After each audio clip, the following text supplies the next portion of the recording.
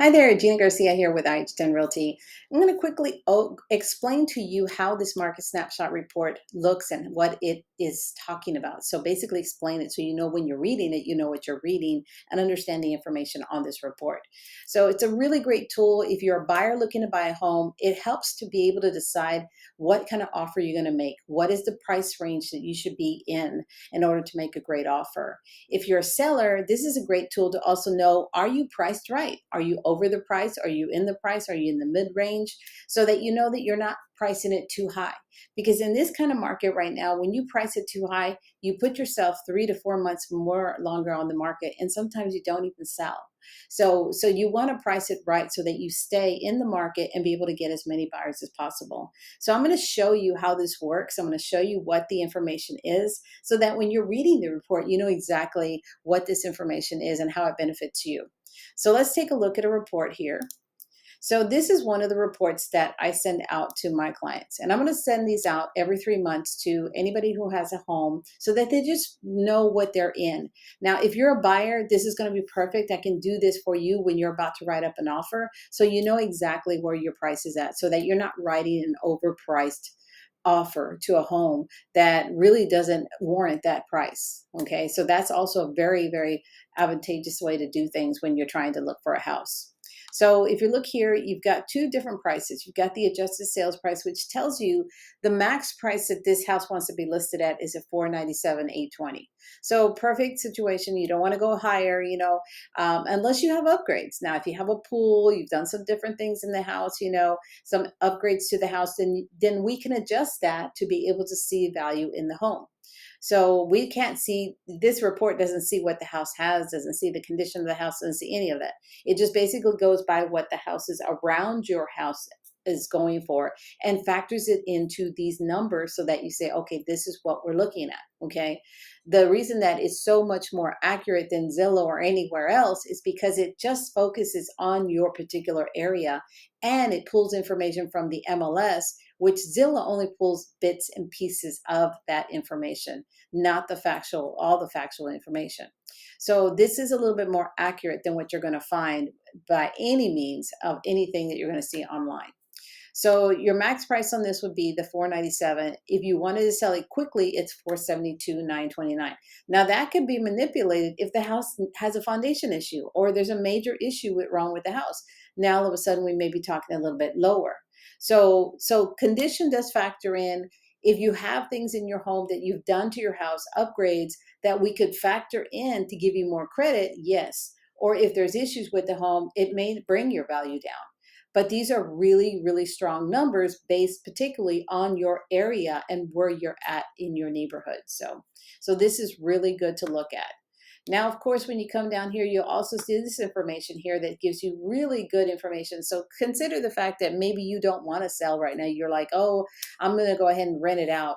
Well, then you've got a rental average in here that tells you how much you can rent your house for if you decide you want to rent it out, which is also another possibility because if you can't sell right now, then why not rent it out if that's the next best step? So this gives you an average right here.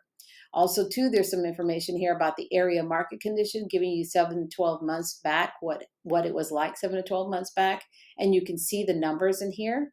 4 to 6 months back gives you the numbers in here as well. And then 0 to 3 months gives you those numbers. So you kind of, it's very telling when you start looking at this information and you say, okay, wow, 7 to 12 months back, there was only 3.61 months supply. That means, of course, there wasn't that many listings. But now we look at 0 to 3 months, there's 7.46 months of inventory in the market right now. So that means our market is a lot slower. Okay. And with that in mind, then you're going to see that prices have gone down a little bit because people want to sell. So kind of gives you a really a big picture here of what's going on in the particular area you're in. You also have a map here. These links are live, so you can always, zoom in to the streets or you can zoom out, okay?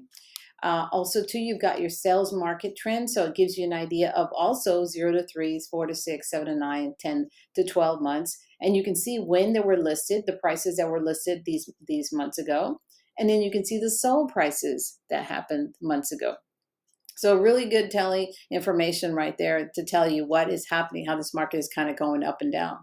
And then the lease market trend also tells you the same thing. What was it listed at to rent, and what did it actually lease at for rent, or what it leased at? So really good information there. You've got all your comparables here. So these are all your houses. And of course, you could tell pretty much self-explanatory that anything that closed is what sold, and anything that's active is what's still in the market. If there were any pending houses, it would be in yellow. So you would see anything pending if it was under contract, ready to close. And then, of course, here's the subject property.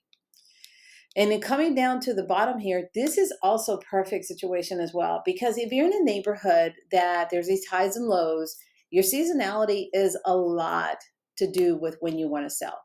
And if you look at the last few months, you can see that the best times to sell in this neighborhood was going to be July, November, and then of course you've got the other 4 months, which is February, May, June, and August, or October, I mean.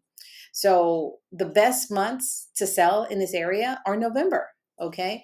So if you're thinking about wanting to put your house on the market and November is the best time, then you would want to put your house on the market in October so that you could get a closing in November, or even October, November, whatever. So looking at seasonality makes a big difference, because you can tell if the community is just thriving and selling every month, or is it in the summertime, or is it in the winter time?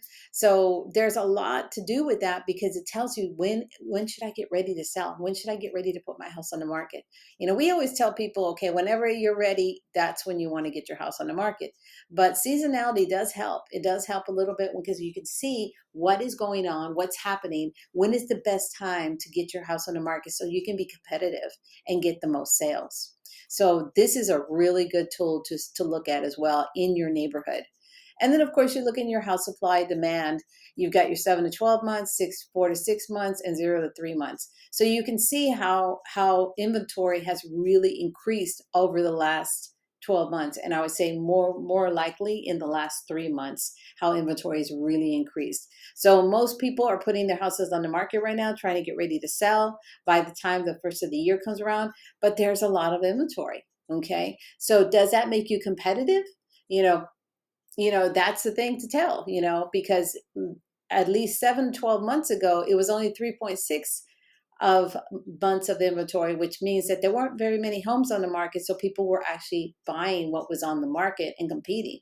Now we've got 7.5 months of inventory, which means there's a little bit more inventory. Buyers have their pick of what they want to choose, and they're not jumping. They're moving slowly to make decisions. So really good way of looking at this, so that way when do I put my house in the market, or do I rent it out?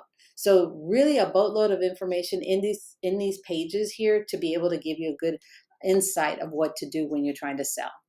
And then of course you're plotting your price. You can go ahead and click in here to see what price you're looking at. It gives you the square feet, where you should be at as far as that square feet on price. And then your days on the market, depending on where your price is at, it's going to say how many days on the market you're going to be. And this is not like exact, but is really close. Because like I said, depending on your house and what you have, what upgrades you have, if you have a lot of major upgrades you've done in the last year, 2 years, whatever, let me know. Send me an email and say, hey, I've done this upgrade, or I've done that. And then I can adjust this where it will reflect on these numbers here. So really, really great to have this tool, because it'll be able to show you where you're at and where you're going and what decisions you want to make if you're thinking about selling. And if you're thinking about buying, that's also a perfect situation, because if you're thinking about buying, this is a good tool to use, because if you have a house you really love and we know it's overpriced, this report will make the seller see, hey, you know what? I'm overpriced. Maybe I need to come down on price and be able to negotiate with these buyers because they're ready to buy. So that's another reason or another way to use this report to be able to have an edge in the market. So I hope this helps. This is something I brought out for my clients and for any buyers that I use. And I would love to present it to you if you're interested in wanting to use it and have a little bit of an edge in the market. But anyhow, I hope you have a great weekend. If you have any questions, reach out to me. You can always send me a text, send me an email, or reply back to this email, or give me a call. Talk to you soon. Have a wonderful weekend. Bye-bye.